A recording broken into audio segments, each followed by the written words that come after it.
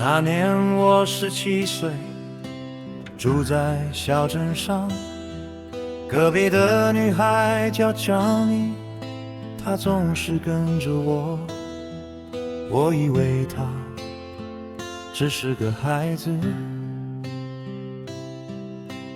那天我收拾行李要去远方，她站在篱笆边，眼睛红红的，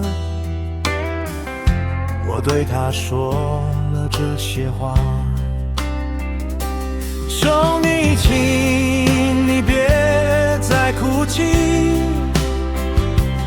你才15岁的年纪，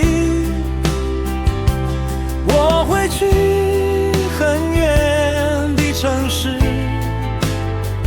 那里有我的梦想和奇迹。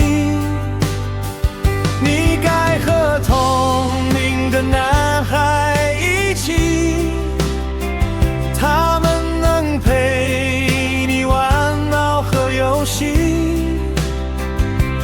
等我回来的那一天，你或许已经把我忘记。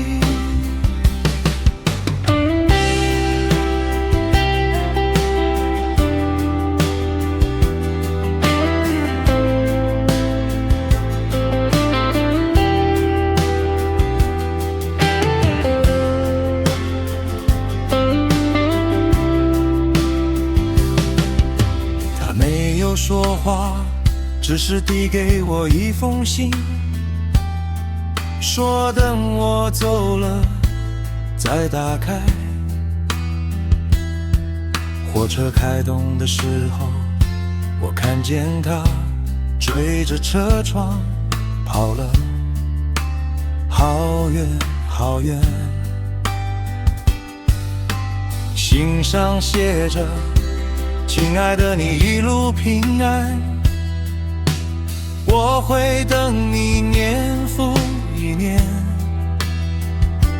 当你累了，回过头看，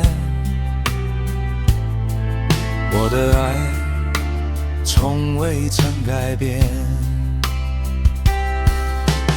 5年过去了，我终于回到故乡，村里家门口挂着红色灯笼。